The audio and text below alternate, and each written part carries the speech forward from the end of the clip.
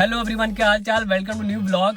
हमने new car ली थी, जैसे मैंने आपको पिछले ब्लॉग में दिखाया था। दिवाली वाले दिन हमारी डिलीवरी थी, तो मैंने कहा आज वीडियो न्यू कार में शूट करते हैं। चलो आज हम बात करेंगे कि कौन कौन से रीजंस हैं जिससे स्टडी वीजा रिफ्यूजल इतनी ज्यादा आते हैं। आपने देखा होगा। अब एक सबसे पहले हम डिस्कस कर लेते हैं जो लेटेस्ट अपडेट आया 1 नवंबर।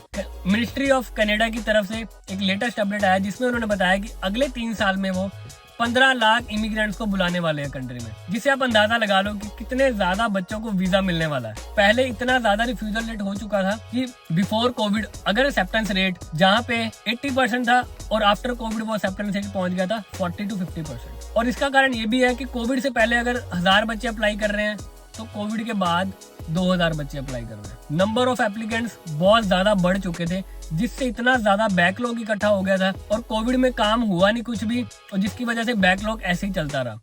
जहाँ पे एसडीएस वालों के वीजा 15 दिन में आते थे कोविड से पहले, और अब एसडीएस के वीजा 3-3 महीने बाद आया। मेरा खुद का वीजा 3 महीने बाद आया। चलो हम डिस्कस कर लेते हैं कौन कौन से रीजन था जिससे स्टडी वीजा इतना ज्यादा रिफ्यूज होता है। सबसे पहला रीजन था वो है एसओपी, जो बहुत बड़ा रीजन है। बहुत सारे बच्चे इस पे ध्यान ही नहीं देते, क्योंकि हम क्या करते हैं ना, जैसे ही एजेंट से फाइल लगवाते हैं उसे ही बोल देते हैं कि एसओपी बना दे।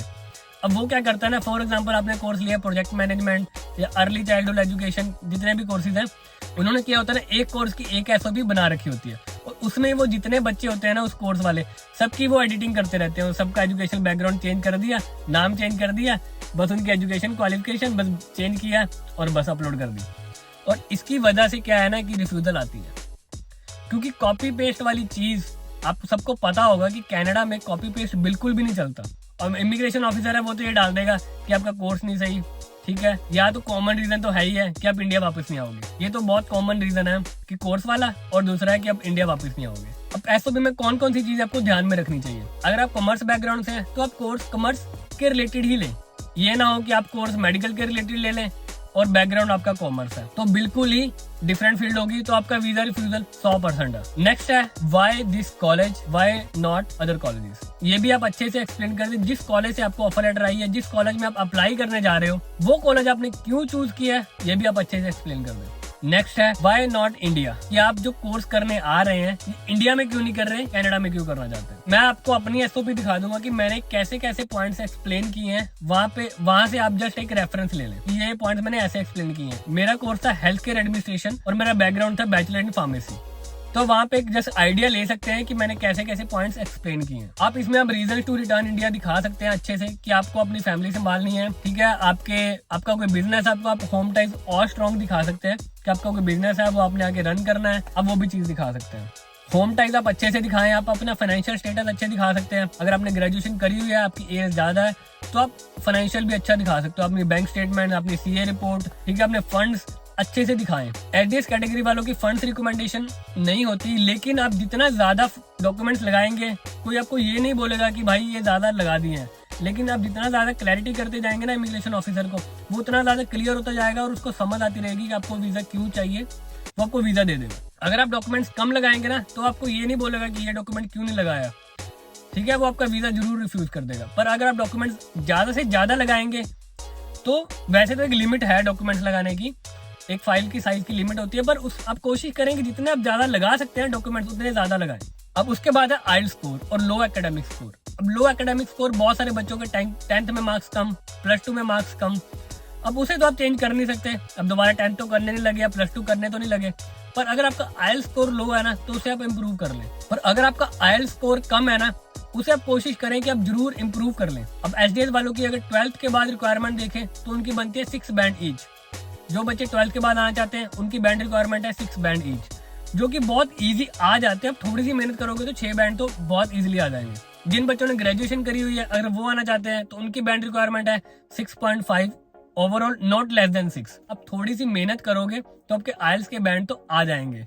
तो आप कोशिश करो कि आप अच्छे बैंड रिक्वायरमेंट के साथ ही अप्लाई करो। तो मेरी तरफ से तो यही सारे रीजंस हैं कि जो आपका वीजा सक्सेस रेट बढ़ा सकते हैं, ठीक है। आप एसओपी पे, आप अपने आइल स्कोर पे, ये दोनों चीजों पे आप जरूर फोकस करो, दोनों को इम्प्रूव करो। जो चेंजेस हम नहीं कर सकते, जैसे एकेडमिक स्कोर है, उसे हम नहीं बदल सकते, उसे आप छोड़ दो, लेकिन जो चीजें आप इम्प्रूव कर सकते हो आप उसे जरूर इम्प्रूव करो। होपफुली जो लेटेस्ट अपडेट आया है उसके हेल्प से आपको बहुत सारे बच्चों को वीजा मिलेगा। अब वीजा जो सक्सेस रेट है वो बढ़ेगा। एक लेटेस्ट अपडेट ये भी आई है उसके साथ साथ कि अब इंटरव्यू आना स्टार्ट हो गया है। स्टूडेंट को इंटरव्यू आएगा, ठीक है, एम्बेसी की तरफ से, और उस इंटरव्यू में वो बहुत कुछ पूछेंगे आपको, आपकी एजुकेशन बैकग्राउंड के बारे में, आपने कौन सा कोर्स लिया है, क्यों लिया है, आपकी जो आपने एसओपी बनाई है, आपको हर एक चीज आपको पता होनी चाहिए आपने एसओपी में क्या क्या लिखा है। बिकॉज आप क्रैम मत करके जाना, लेकिन जो आपने लिखा है वो अच्छे से आपको क्लैरिटी होनी चाहिए कि आपने क्या क्या लिखा है। तो यही सारी चीजें हैं जिससे मुझे लगता है कि आप ये अगर चीजों पे काम करोगे तो आपका वीजा जरूर मिलेगा। मैं आपको गाड़ी दिखा देता हूँ, अंदर से लुक दिखाता हूँ आपको गाड़ी के अंदर से कैसी लुक है। बहुत बढ़िया चलती है, मैंने 2 बार चलाई है, बहुत ही मक्खन चलती है गाड़ी। ये है जी अपनी नई गाड़ी कैडिलैक XT6।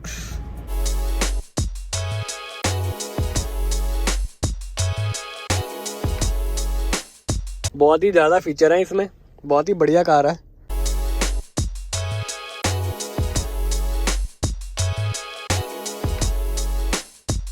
हमें चाहिए थी 7 सीटर और ये 7 सीटर की कार है कि ताकि हम 7-8 बंदे आराम से यहाँ पे बैठ जाएं। 7-8, अगर ये 7 सीटर कार है यहाँ पे 8 तो नहीं बैठ सकते, 7 ही बैठते, क्योंकि कनाडा में क्या है ना कि अगर 5 सीटर कार है तो 5 लोग ही बैठेंगे। इंडिया में नहीं है, इंडिया के जैसे नहीं है कि अगर 5 सीटर है तो 7 बैठ जाओ, तो यहाँ पे चलान हो जाता है, उस चीज़ का टिकट मिल जाती है। अगर 7 सीटर कार है तो आप 7 लोग ही बैठोगे कार के अंदर। तो हमारी प्रीवियस कार जो थी वो मामू की, वो CRV 5 सीटर थी, तो उसमें हम 5 ही लोग जा सकते थे। बच्चों को भी इवन आप नहीं बिठा सकते। अगर आपने छोटा बच्चा बिठाया तो वो 1 सीट पूरी काउंट होगी। इंडिया की जैसे नहीं है कि एक गोदी में बिठा लिया, ठीक है, और बाकी ऐसे बैठ गए टाइट हो गए। यहाँ पे ऐसा बिल्कुल भी नहीं है। मिलते हैं किसी नेक्स्ट वीडियो में कोई नई इन्फॉर्मेशन के साथ। अगर वीडियो अच्छी लगे तो चैनल को जरूर सब्सक्राइब करना, वीडियो को लाइक करना और शेयर करना।